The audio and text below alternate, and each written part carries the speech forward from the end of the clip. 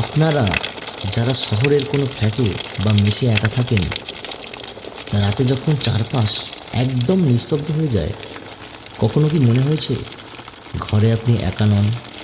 বাথরুমের কল থেকে হঠাৎ টপ টপ করে জল পড়ার শব্দ, কিংবা টেবিলে রাখা ঘড়িটা হঠাৎ জায়গা বদলে ফেলা, এগুলো আমরা সাধারণত নিজের ভুলো মন বলে উড়িয়ে দিই। কিন্তু যদি বলি এগুলো আপনার মনের ভুল নয়, যদি বলি আপনার অজান্তেই আপনার সাথে এমন কেউ থাকছে যে দেখতে ঠিক আপনারই মতো, আজ যে গল্পটা শোনাবো সেটা শোনার পর রাতে নিজের বাথরুমের আয়নার দিকে তাকালেও আপনার শিরদাঁড়া কেঁপে উঠবে। শ্যাডো ভয়ের আর এক নাম। হ্যালো বন্ধুরা, আমি অভি আছি তোমাদের সাথে। চলে এসেছি একটি নতুন গল্প নিয়ে। আশা করি তোমরা সবাই খুব ভালো আছো। গল্প যদি ভালো লাগে তাহলে একটা লাইক ও কমেন্ট করতে ভুলো না, আর অবশ্যই চ্যানেলটা সাবস্ক্রাইব করে দিন। গল্পটা আমার এক কলিগের, নাম অনির্বাণ। অনির্বাণ আইটি সেক্টরে কাজ করে। ওর বাড়ি বাঁকুড়ায়, কিন্তু চাকরির সুবাদে কলকাতায় একটা ফ্ল্যাট ভাড়া নিতে হয়েছিল। যারা কলকাতায় একা থাকেন বা ব্যাচেলার হিসেবে ফ্ল্যাট খুঁজছেন, তারা জানেন ভালো লোকেশানে সস্তায় ফ্ল্যাট পাওয়া কতটা কঠিন। কিন্তু অনির্বাণের কপাল ছিল ভালো। ট্রেন স্টেশনের খুব কাছেই একটা পুরানো কিন্তু মজবুত চারতলা বাড়ির টপ ফ্লোরে ও ফ্ল্যাট পেয়ে গেল মাত্র ৮,০০০ টাকায়। 2 কামরার ফ্ল্যাট, সাথে একটা ছোট্ট ব্যালকনি। ব্রোকার বলেছিল আগের ভাড়াটিয়া হুট করে ট্রান্সফার হয়ে গেল, তো তাই মালিক চাইছেন তাড়াতাড়ি কাউকে বসিয়ে দিতে। অনির্বাণ বেশি কিছু না ভেবেই অ্যাডভান্সটা দিয়ে দিল। প্রথম 1 সপ্তাহ সব কিছু ঠিকঠাক ছিল। অফিস থেকে ফেরা, ল্যাপটপে ওয়েব সিরিজ দেখা আর সুইগি বা জোম্যাটো থেকে খাবার অর্ডার করা, এটাই ছিল ওর রুটিন। কিন্তু গণ্ডগোলটা শুরু হলো 2য় সপ্তাহের মঙ্গলবার থেকে। সেদিন রাতে অনির্বাণ ল্যাপটপে কাজ করছিল। রাত তখন প্রায় 1টা। হঠাৎ ওর মনে হলো বাথরুম থেকে জলের আওয়াজ আসছে। ও ভাবল হয়তো কলটা ঠিক করে বন্ধ করা হয়নি। উঠে গিয়ে দেখল কল একদম টাইট করে বন্ধ, কিন্তু বাথরুমের মেঝেটা ভেজা। শুধু ভেজা নয়, মেঝের ওপর 2টো ভেজা পায়ের ছাপ। অনির্বাণ একটু চমকে গেল। ও তো গত 2 ঘন্টায় বাথরুমে ঢোকেনি, আর পায়ের ছাপগুলো দরজার দিকে মুখ করে আছে। মানে কেউ যেন বাথরুম থেকে বেরিয়ে ওর ঘরের দিকেই এসেছে। ও সারা ঘর খুঁজল, কিন্তু কেউ কোথাও নেই। নিজেকে বোঝালো হয়তো ওরই নিজের আগের পায়ের ছাপ ও হয়তো খেয়াল করেনি। পরের দিন অফিসে যাওয়ার সময় ও তাড়াহুড়োয় নিজের হাত ঘড়িটা টেবিলের ওপর ভুলে রেখে চলে যায়। সন্ধ্যায় ফিরে দেখে ঘড়িটা টেবিলের ওপরে নেই। ঘড়িটা বেডরুমের খাটের ঠিক মাঝখানে একদম নিখুঁতভাবে রাখা। অনির্বাণ নিশ্চিত ছিল যে ওটা ডাইনিং টেবিলেই ছিল। বুকটা একটু ছিঁড় করে উঠলেও ও পাত্তা দিল না। একা থাকলে মানুষের অনেক সময় ভুলও মন হয়ে যায়। আসল ভয়টা শুরু হলো শুক্রবার রাতে। সেদিন খুব বৃষ্টি হচ্ছিল। অনির্বাণ বাইরে থেকে বিরিয়ানি অর্ডার করেছিল। রাত 11:30 নাগাদ ডেলিভারি বয় কল করল, দাদা আমি নিচে দাঁড়িয়ে আছি, আপনি একটু নেমে আসবেন, গেটটা ভেতর থেকে বন্ধ আছে। অনির্বাণ বলল, আরে ভাই, গেটের ছিটকিনিটা হাত দিলেই খুলে যাবে, আপনি সোজা 4 তলায় চলে আসুন। ছেলেটা কিছুক্ষণ চুপ করে থেকে বলল, না দাদা, আমি যাব না, আপনি আসুন। অনির্বাণ একটু বিরক্ত হয়ে নিচে নামল। গেট খুলতেই দেখল ছেলেটা রীতিমতো কাঁপছে।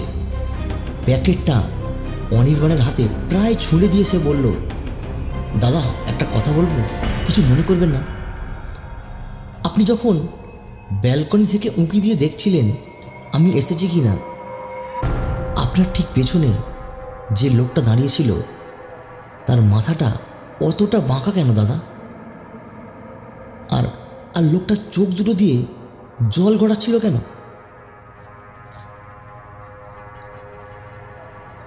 অনির্বাণের শিরদাঁড়া দিয়ে একটা ঠান্ডা স্রোত নেমে গেল।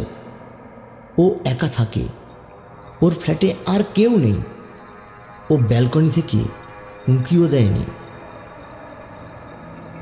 ও কোনো মতে প্যাকেটটা নিয়ে ওপরে উঠে এলো। 4 তলার সিঁড়ি ভেঙে ওঠার সময় ওর বারবার মনে হচ্ছিল কেউ যেন ঠিক ওর পেছনেই নিঃশব্দে সিঁড়ি ভাঙছে। ফ্ল্যাটে ঢুকে ও দরজাটা ধড়াম করে বন্ধ করে দিল। সারা রাতের জন্য সব আলো জ্বেলে বসে রইল সোফায়। শনিবার সকালে অনির্বাণ ঠিক করল, যাই হোক না কেন ও এর শেষ দেখে ছাড়বে। ও অনলাইন থেকে একটা সস্তা ওয়াইফাই সিসিটিভি ক্যামেরা অর্ডার করল। রবিবার সেটা ডেলিভারি আসতেই ও ক্যামেরাটা এমনভাবে বেডরুমের কোণায় লাগালো যাতে পুরো ঘর আর দরজাটা কভার হয়। সোমবার ও অফিস গেল। অফিস থেকে ও নিজের ফোনেই ক্যামেরার লাইভ ফিড দেখতে পাচ্ছিল। সারাদিন কিছুই হলো না, ঘর একদম শান্ত। রাত 10টায় ও বাড়ি ফিরল। খেয়ে দিয়ে শুতে শুতে রাত 12টা। ঘুমিয়ে পড়ল অনির্বাণ। হঠাৎ রাত 3টের সময় ওর ঘুম ভেঙে গেল। ঘরে একটা অদ্ভুত পচা জলের গন্ধ আর কিসের যেন একটা ভেজা ভেজা আওয়াজ। কেউ যেন ভেজা জামা কাপড় পরে ঘরের মেঝেতে হাঁটছে। অনির্বাণ চোখ খুলল না, ওর সাহস হলো না।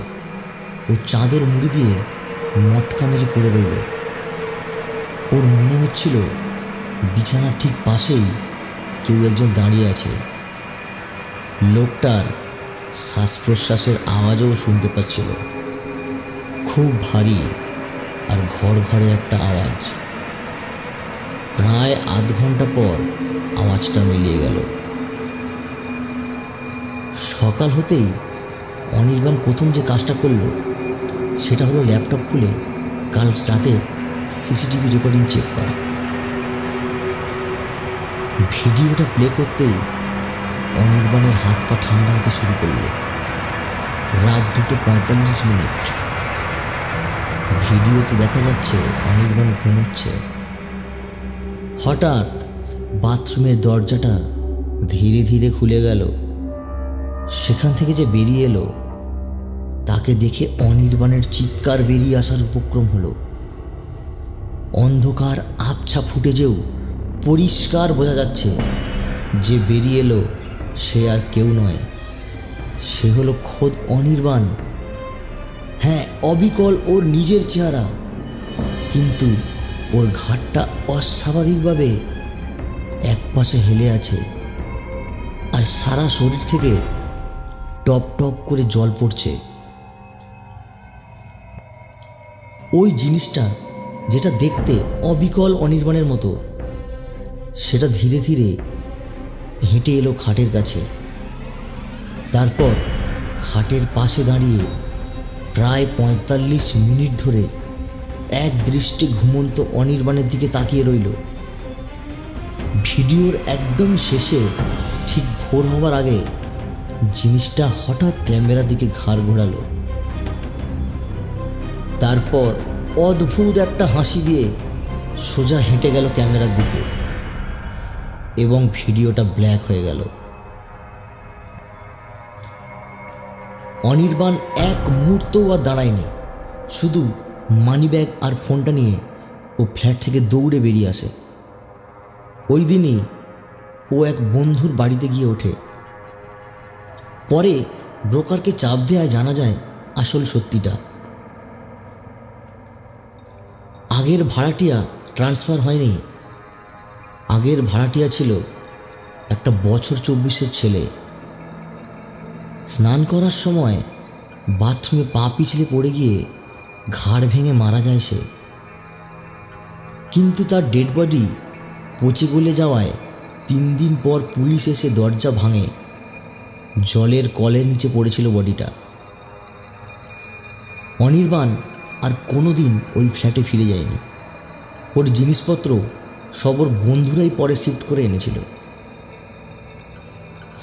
গল্পটা এখানেই শেষ হলে ভালো হতো, কিন্তু আসল ভয়টা হলো অন্য জায়গায়। গত সপ্তাহে অনির্বাণ আমাকে ফোন করেছিল। ওর গলাটা খুব ধরা ধরা ছিল। ও বলল, ভাই আমি তো নতুন ফ্ল্যাটে চলে এসেছি, সব ঠিকই ছিল, কিন্তু কাল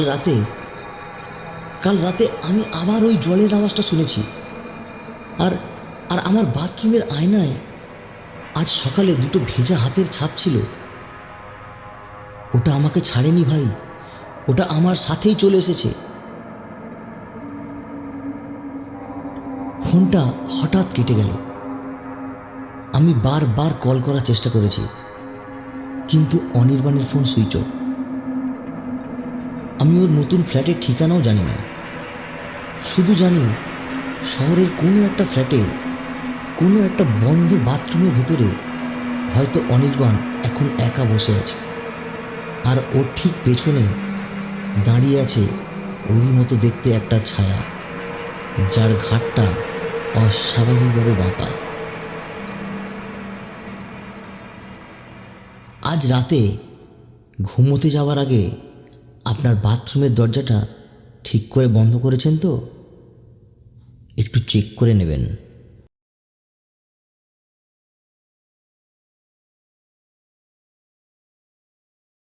আজকের গল্প কেমন লাগলো কমেন্ট করে জানাতে ভুলো না। তোমাদের কাছেও যদি কোনো ঘটনা থাকে লিঙ্কে দেওয়া ফেসবুকে মেসেজ করে পাঠাও। তাহলে কথা হচ্ছে পরের এপিসোডে।